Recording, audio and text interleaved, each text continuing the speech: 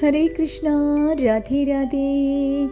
ദ്രൗപദി ദ്രുപദ രാജാവിൻ്റെ പ്രിയപുത്രി, ദൃഷ്ടദ്യുമ്നൻ്റെ സഹോദരി, വീരയോദ്ധാവായ അർജുനൻ്റെ മനം കവർന്നവൾ, കുന്തിദേവിയുടെ ഹിതം നിറവേറ്റുവാനായി പഞ്ചപാണ്ഡവരുടെ പ്രിയ പത്നിയായി മാറിയവൾ, ഭഗവാൻ കൃഷ്ണൻ്റെ പ്രത്യേക കരുതലും അനുകമ്പയും ഏറ്റുവാങ്ങിയവൾ, കൗരവ രാജസദസ്സിൽ ദുശ്ശാസനാൽ അധിക്ഷേപിക്കപ്പെട്ടപ്പോൾ ഭീഷ്മ പിതാമഹൻ്റെയും ഗുരുവര്യന്മാരുടെയും മൗനത്തിനു മുൻപിൽ തകർന്നടിഞ്ഞവൾ, ചൂത് കളിച്ച് യുധിഷ്ഠിരൻ തന്നെ പണയപ്പെടുത്തിയതിൽ ഹൃദയം തകർന്നവൾ, പാഞ്ചാല രാജകുമാരി എങ്കിലും തളർന്നില്ല.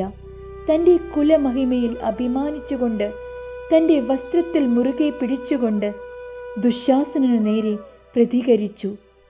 തൻ്റെ എല്ലാ ശക്തിയും അഹങ്കാരവും സ്ഥാനമാനങ്ങളും തകർന്നതായി തിരിച്ചറിഞ്ഞ വേളയിൽ, താൻ വിശ്വസിച്ചിരുന്നവർ ആരും തന്നെ രക്ഷിക്കാനില്ലെന്ന് മനസ്സിലാക്കിയ വേളയിൽ, തൻ്റെ 2 കൈയും കൂപ്പിക്കൊണ്ട് ഭഗവാനെ ഗോവിന്ദ നാരായണ രക്ഷിക്കണേ എന്ന് കരഞ്ഞു വിളിക്കുന്നു.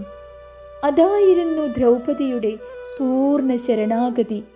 ഭഗവാന്റെ കൃപാകടാക്ഷം പാഞ്ചാലിയെ വസ്ത്രാക്ഷേപത്തിൽ നിന്നും രക്ഷിക്കുന്നു.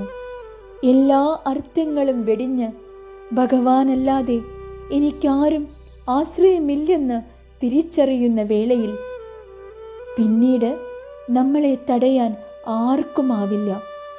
ഭഗവാൻ ഒരിക്കലും പിന്നെ നമ്മളെ കൈവെടിയില്ല. ബന്ധങ്ങളും ബന്ധനങ്ങളിൽ നിന്നുമുള്ള മോചനം, അതാണ് പൂർണ്ണ ശരണാഗതി.